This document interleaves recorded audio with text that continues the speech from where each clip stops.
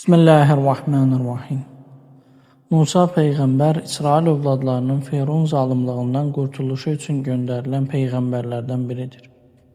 Onun dünyaya gəldiyi dövrdə İsrail övladları Misirdə ağır zülmlə üz-üzə idilər. Firon yeni doğulan oğlan uşaqlarının öldürülməsi əmrini vermişdi. Quran bildirir ki, həmin vaxt Allah Musa Peyğəmbərin anasının qəlbinə ilham etdi və uşağın qorunması üçün onun Nil çayına buraxmasını buyurdu. Beləcə Allah öz bəndəsini düşmən evinin içində böyütdü. Musa əleyhissalam sarayda böyüdü. Hikmət və elm sahibi oldu. Allah onu gənclik dövründən qoruyur, böyük vəzifəyə hazırlayırdı. Misirdə baş verən hadisədən sonra Musa əleyhissalam təhlükəni aradan qaldırmaq üçün Mədiyən bölgəsinə getdi. Orada salih insanların içində yaşadı, əxlaq və ibadətlə məşğul oldu.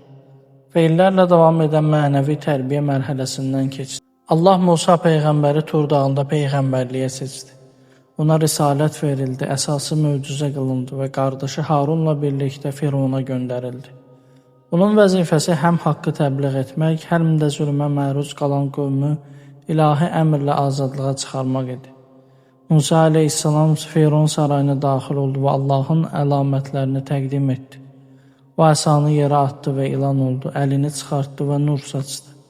Sehirbazların sınanması nəticəsində ilahi həqiqət aşkar oldu və haqq ilə batilin fərqi bəlli edildi. Firon israrla haqqı inkar etdi. Musa əleyhissalam Allahın əmri ilə öz qövmünü Misirdən çıxarmağa başladı. Bu zaman Allah dənizi onlara yol etdi və dəniz iki yerə ayrıldı. Qövm keçdi, düşmən boğuldu. Bu hadisə Allahın yardımının açıq təcəllası idi. Sina səhrasında Musa Peyğəmbərə Tövrat nazil edildi. O qövmünə ibadət, əxlaq və ictimai nizamla bağlı ilahi hökmləri çatdırdı. O cəmiyyətin mənəvi və dini qaydalara formalaşması üçün çalışdı.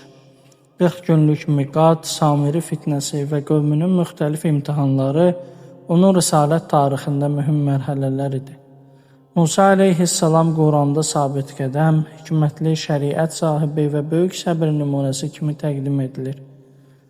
Rivayətlərdə bildirilir ki, Musa Peyğəmbərin həyatında ilahi planın mərhələləri aydın şəkildə görünür.